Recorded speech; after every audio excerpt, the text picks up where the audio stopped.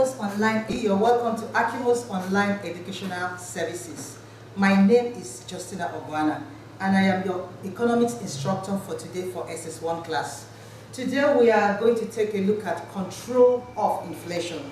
Last week we discussed on the meaning of inflation, the types of inflation, causes of inflation, and effect of inflation. I beg your pardon. So today we are going to take a look at control of inflation, or measures used by government to control inflation. All right, the first measure is use of income policies such as salary freeze. Now, salary freeze is a policy used by government to restrict a raise in salary, thereby bringing about a decrease in the demand for goods and services. The second one is discouragement of importation from countries experiencing inflation. Now, one way you can stop inflation is discouraging imports from countries which are already experiencing inflation. Why? When you buy goods from countries experiencing inflation, there's a possibility that you buy these goods at an exorbitant rate, because these countries will also inflate the prices of goods and services in their own country, and it will affect the importation or exportation of goods to another country. The third one is decrease in importation. If a country is going through inflation, it is very pertinent that it stops importing or buying goods from other countries. So it is very important that the country at that point should buy more of the goods that are locally manufactured in that country and stop importation, or place a quota on the importation of goods and services. The fourth one is mass production of goods and services. Now, when a country is going through inflation, one of the major problems it has is that the demand for goods and services does not correspond with the supply of goods and services, thereby causing a scarcity in the economy. So to fight inflation, industries should be encouraged to go into mass production of goods and services so that people can have access to more goods and services. You won't have a case of money chasing few goods. Now, the other one is granting of subsidy to industries. Now, when you talk about subsidy here means incentives. The government can grant incentives or help some industries who are into production of essential goods and services by lowering the cost of the materials, so as to be able to enable these industries go into production of products at cheaper rates, so that it won't affect the masses when the masses come to buy the goods and services. Now remember, last week we discussed that one of the causes of cost push inflation is as a result of the increase in the cost of production. So if the government can help by subsidizing or giving subsidy to industries, then it can help reduce inflation at a rate. Now the other one is industrialization, to reduce over-reliance on imported goods. Now, in international trade, the major problem you have when it comes to balance of trade payments is when the import is more than the export. So one way government can help reduce inflation is by either encouraging private people to open more industries, or by building more industries, so that we can have more of locally manufactured goods than imported goods. The other one is effective price control by supervisory boards. Now, in the 70s and in the 80s, the government used to have boards that check the activities of people that sell goods in the market, or they help to maintain or regulate a price level for everybody. But these days, I don't think we have such things in existence anymore. So to avoid artificial scarcity, to avoid too much increase in the prices of goods and services, government should again bring in supervisory boards that can checkmate the prices of goods and services in the market, to make sure that there is a general price level for goods and services in the market. The other one is use of fiscal policies. Now, fiscal policy here refers to measures used by the government to stabilize the economy. Now, there are two ways the government can achieve this when it's using fiscal policies. One, increase in income tax. Now, remember, we said last week that one of the causes of inflation is increase in wages and salaries, which brings about increase in demand for goods and services, which also brings about what? Increase in prices of goods and services. Now, if government can increase income tax of people, it makes it possible to have a decrease in the demand of goods and services. At the same time, bringing about a decrease in the supply of money in circulation in the economy. Because one thing about inflation is that sometimes when there is an inflation, it brings about excess money supply in circulation in the economy, which brings about what? A devaluing or a decline in the value of money or in currency. So if government can increase income tax of people, it brings about decrease in the demand of goods and services, which brings about what? A decrease in the supply of money in circulation. The other one is decrease in government expenditures. Now, last week we discussed that one of the causes of inflation is budget deficit, which is as a result of government expenditures over its income. So when there is too much expenditure or too much spending by the government, it makes the government to print more money in circulation, which causes excess money supply in the economy, bringing about what? A decline in the value of naira. Now, if government can decrease its spending or stop spending money on projects that are not realistic, it can also help to control the supply of money in the economy, and it can also help to control inflation. The next one is what we call use of contractionary monetary policies. Now, what are contractionary monetary policies?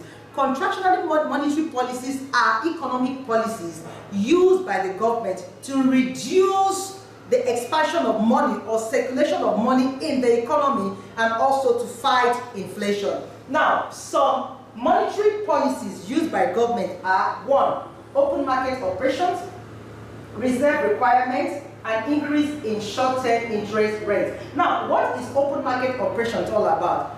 Now, in the open market operations, it is a market where the central bank is involved in the selling of shares or securities that was issued by the government.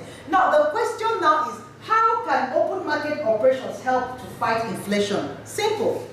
Now, during inflation or when there is excess money in circulation, now what the government does is that it forces commercial banks to buy these securities. Now, some of the securities include treasury bills and treasury bills and bonds. Now, the government forces commercial banks to avoid excess money supply in circulation in the economy, so as it will not lead to the value of the currency. What the government does is that it forces commercial banks to buy bonds and securities at high interest rates, thereby causing a decrease in money supply in the economy. Now, the second one is reserve requirements. Now, usually, all commercial banks are expected to keep a minimum income required reserve in the central bank. That is, all commercial banks. You must have what we call minimum income reserve in the central bank. Now, during inflation or when there is excess money supply in circulation in the economy, now what the central bank does is that it gives loans. Maybe when the banks come to get loans from them, the bank comes to get loans from them to meet up with their liquidity shortage. Now, liquidity shortage here means the money they use for their financial transactions, the money they either give out to clients or they borrow to clients. So what they usually do is, when there is liquidity shortage, they go back to the central bank to ask for loans, short-term loans. So during inflation, or to curb excess money supply circulation in the economy. So what central bank does is that it gives money or loans to the commercial banks with a high interest. Now, usually when this money is given to the commercial banks at a high interest, it also affects their clients. Who are you and I? We go to the bank on daily basis to make transactions. Now, when they borrow this money or they get this loan at high interest rate, it also affects the clients. Because when you come to borrow money or you come to get loan from the bank, they also do what? Give you high interest rates. This way, the money circulation is reduced at a minimum rate. So there won't be too much money circulation in the economy. Now, the other one is increased. Sorry, the other one is. I'll take that again. I'll take that. No worry, just take it. He'll cut it off. All right, no problem. I mistakenly put this for this. You understand me? I was trying to explain this, but I explained this. So let me take this one again. Okay. This one again. Sorry, please. Now, reserve requirements here means there is a particular amount of money every commercial bank keeps with the central bank. Now, during inflation, this reserve is usually increased. The minimum amount they are supposed to have in the reserve is increased. Now, let me give an example. For instance, the minimum amount every commercial bank is meant to keep with the central bank is 1.5 billion every month. Now, during inflation, because there is so much money, probably because there is too much money in circulation, the federal government will increase that minimum reserve to maybe 3 billion naira. So when you do that, you discover that it helps reduce the supply of money in circulation in the economy, thereby giving them, the federal government, the ability to control inflation because there is not too much money in supply. Now the other one is increase in short-term interest rates. Usually, when banks go to get loans from the central bank, they are given an interest rate. But during inflation, or if there is excess money supply in the economy and the government wants to reduce it, so what they do is that they give the loans to the bank. They give the loans to the commercial banks at a high interest rate, thereby making it impossible to have too much money in circulation, because when people come to get loans from the bank, it will also affect their transactions with their clients, in the sense that the clients too will also be giving loans or charges at a very exorbitant rate. This way, too much money is not found in circulation and it helps to control inflation.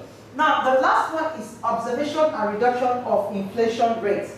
Now, it is very important for every government of a country who is in charge of the economy to observe the inflation rate.